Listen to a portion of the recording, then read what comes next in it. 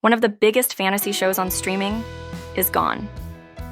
The Wheel of Time, once called Amazon's answer to Game of Thrones, has been officially canceled. Fans are shocked, and many are asking, why? What went wrong? And more importantly, what happens next for fantasy lovers?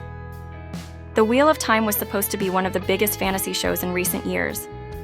Based on the best-selling book series by Robert Jordan, it had everything going for it: magic, deep world building, powerful characters, and a dedicated fan base.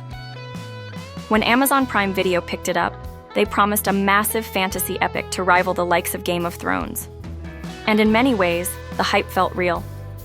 The show had a huge budget, impressive visuals, and a storyline filled with prophecy, war, and mystery. But now, after only 2 seasons, it's over. So what exactly happened? At first, the show received strong attention. Season 1 introduced viewers to a rich and magical world, where a powerful woman named Moiraine searches for the Dragon Reborn, a person destined to either save or destroy the world.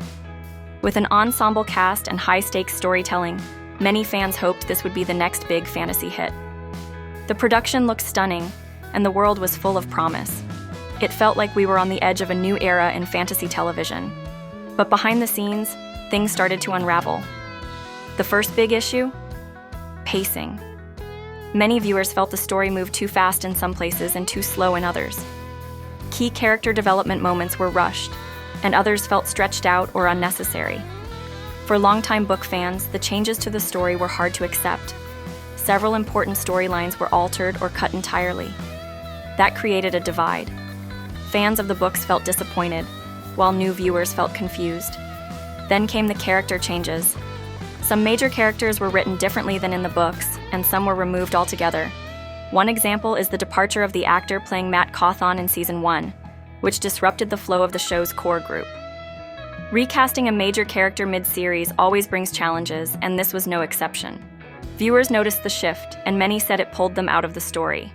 Another problem was the balance of world-building versus storytelling. While the show tried to explain the complex world of the Wheel, its magic, rules, and history, it often did so with long conversations and little emotional impact. New audiences had a hard time connecting, while fans of the books missed key details. The result? A show that looked good but didn't always feel grounded or easy to follow. Add to that inconsistent tone. Sometimes the show felt like dark high fantasy, full of serious themes and heavy choices. Other times it leaned toward teen drama. This shift made it hard for viewers to know what to expect. Was it for adults? Was it for younger viewers? That lack of direction cost the show its identity, and over time, its momentum. And then there's the release schedule. Season 2 took a long time to arrive. By the time it returned, many casual viewers had already moved on. In today's world of fast content and streaming competition, staying in people's minds is half the battle, and Wheel of Time just couldn't keep up. Still, the show had its strengths. Rosamund Pike as Moiraine was praised for her powerful performance. The visuals, especially the landscapes and magic effects, were often beautiful, and the show had moments of real heart and tension. But in the end, the show couldn't keep a strong enough audience. With Amazon already investing in the Rings of Power, another massive fantasy project, they had to make a choice. And sadly, Wheel of Time didn't make the cut. But does this mean fantasy is failing? Not at all. In fact, this could be the beginning of something even bigger. Fantasy fans are more active than ever. Studios are listening. And as one fantasy world ends, 8 new ones are already rising. Stay tuned because next, W.